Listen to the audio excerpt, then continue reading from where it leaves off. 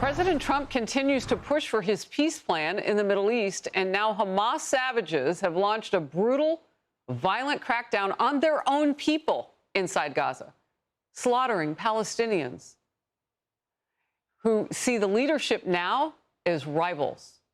The terrorist group has killed at least 33 people that we can confirm through sources, some in public executions, and is accusing some of them of working with Israel.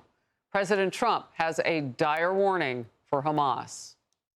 How long will it take Hamas to disarm, and can you guarantee that is going to happen? Well, they're going to disarm, and because they said they were going to disarm. And if they don't disarm, we will disarm them. They know I'm not playing games. Okay? Now, we did something monumental. We got the hostages back. That was the first thing we had to do. Above all else, get the hostages back. Hamas has turned over 4 additional Israeli hostages' bodies after Israel threatened to cut aid because of the delay. Remember, in phase 1, all hostages living and perished. They're still holding some back.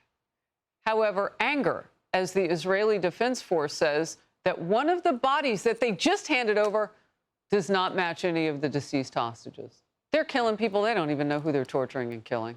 Just sick.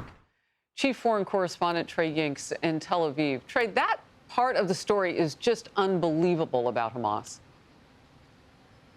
Yeah, Harris, absolutely. And look, Hamas overnight released the bodies of 3 additional Israeli hostages. But as you noted, there was an additional body, and it turned out it was a random Palestinian. This still leaves 21 deceased Israeli hostages in Hamas captivity.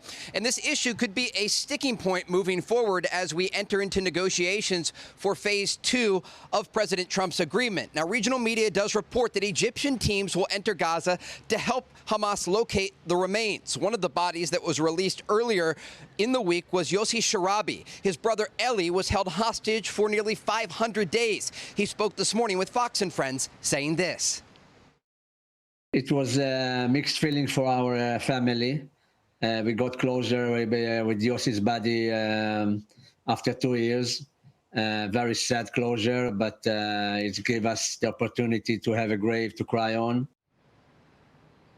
Inside Gaza, reaction continues to the ceasefire deal. There's also increasingly dangerous environments for Palestinian civilians as Hamas has executed a number of people accused of stealing aid or working with Israel. CENTCOM released a statement this morning urging Hamas to suspend violence in Gaza. The statement goes on to call on Hamas to disarm without delay. Harris, there's major concern right now that Hamas may not live up to their end of the bargain. Remember, they are a terrorist organization. They've not negotiated in good faith, but they've agreed to disarm. We'll wait and see if that happens. Harris? Trey Yingst, always great reporting. Thank you. Hey everyone, I'm Emily Campagno. Catch me and my co-hosts Harris Faulkner and Kaylee McEnany on Outnumbered every weekday at 12 p.m. Eastern, or set your DVR. Also, don't forget to subscribe to the Fox News YouTube page for daily highlights.